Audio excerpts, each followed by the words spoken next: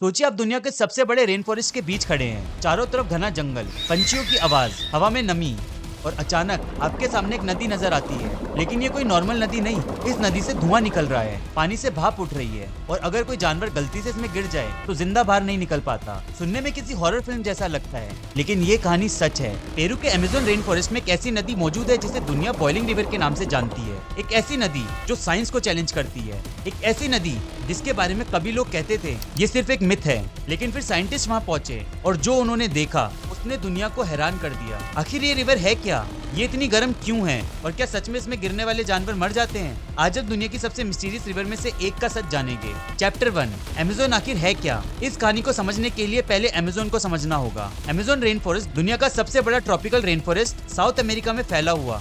Brazil, Peru, Colombia और कई देशों तक यहाँ लाखों प्रजातियों के जानवर और पौधे मिलते हैं। साइंटिस्ट के हिसाब से अमेज़न अर्थ के सबसे बायोडाइवर्स रीजन में से एक है। इसी जंगल के अंदर छुपी हुई है हमारी आज की मिस्ट्री, एक ऐसी जगह जहाँ नेचर ने अपने कुछ राज संभाल कर रखे हैं और उन्हीं मिस्ट्री में से एक है boiling river. Chapter 2, the first glimpse of boiling river.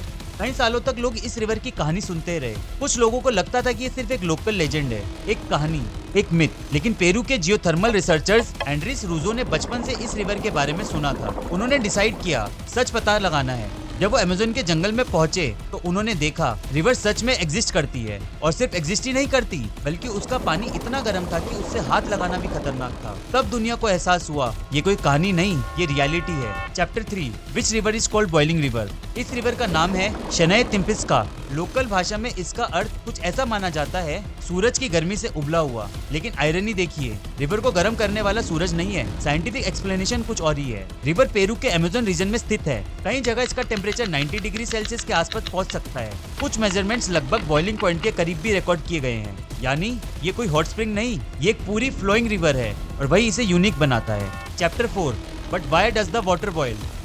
अब सबसे बड़ा सवाल, आखिर ये रिवर इतनी गर्म कैसे हो सकती है? नॉर्मल केसेस में जियोथर्मल रिवर्स वोल्केनो के पास मिलती है, लेकिन यहाँ प्रॉब्लम ये है नियर बाय एक्टिव वोल्केनो है ही नहीं। इसी वजह से साइंटिस्ट पहले कंफ्यूज थे, लेकिन बाद में स्टडीज ने सजेस्ट किया रेन वाटर जमीन के अंदर गहरा तक चला जाता है। अर्थ के अंदर टेम्परेचर नेचुरली ज्यादा होता है, ये पानी अंडरग्राउंड हीट से गर्म हो जाता है, फिर फॉल्ट लाइन्स और क्रैक्स के थ्रू प्रेशर्स के साथ सरफेस पर वापस आता है और इसी प्रोसेस के कारण रिवर उबलती है। यानी इस रिवर के नीचे एक इनविजिबल जियोथर्मल सिस्टम काम कर रहा है जो बिना वोल्केनो के भी रिवर को एक्सट्रीम टेम्परेचर तक पहुंचा देता है। Chapter 5, do animals really boil alive in the boiling river. अब आता है सबसे शॉकिंग पार्ट। लोकल स्टोरीज के मुताबिक अगर कोई छोटा जानवर गलती से रिवर में गिर जाए तो उसके बचने के चांसेस बहुत कम होते हैं। साइंटिस्ट और एक्सप्लोरर्स ने भी रिपोर्ट किया है कि एक्सट्रीम टेम्परेचर्स लिविंग ऑर्गेनिजम्स के लिए डेडली हो सकता है। इमेजिन कीजिए आप एक जंगल रिवर देख रहे हो और आपको लगता है ये नॉर्मल पानी है, लेकिन एक सेकंड में रियलिटी बदल सकती है। इसी वजह से लोकल कम्युनिटीज इस जगह का बहुत सम्मान करती है और इसे एक सेक्रेट प्लेस मानती है। चैप्टर 6,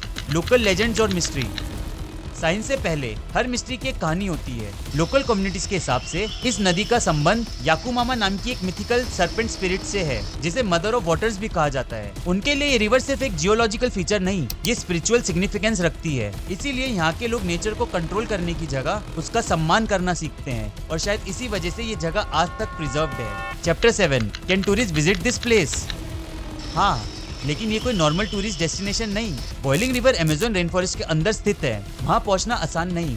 गाइडेड विजिट्स और लोकल परमिशन का रोल इम्पोर्टेंट होता है। यहाँ आने वाले लोग सिर्फ एक रिवर नहीं देखते, वो देखते हैं steam rising from water, dense rain forest, sacred landscapes, one of the earth rarest geological wonders. ये एक्सपीरियंस किसी मूवी सीन से कम नहीं लगता। Chapter 8, do similar places exist elsewhere on earth. दुनिया में जियोथर्मल रिवर्स और हॉट स्प्रिंग्स और भी है, आइसलैंड्स, येलोस्टोन, न्यूजीलैंड, लेकिन उनमें से ज्यादातर एक्टिव वोल्केनिक रीजन्स के पास मिलते हैं। बॉइलिंग रिवर की खास बात यह है कि ये अमेज़न रेन फॉरेस्ट के अंदर है और एक्टिव वोल्केनो से काफी दूर है। इसी वजह से ये जियोलॉजिकल वर्ल्ड में इतनी फेमस है। ये सिर्फ गर्म रिवर नहीं, एक साइंटिफिक पजल भी है। Chapter 9, why is this river so important to scientists. Scientist के लिए बॉइलिंग रिवर एक नेचुरल लेबोरेटरी है। ये बताती है अर्थ के अंदर हीट कैसे मूव करती है, फॉल्ट सिस्टम्स कैसे काम करते हैं, जियोथर्मल एनर्जी नेचर में कैसे अपीयर होती है।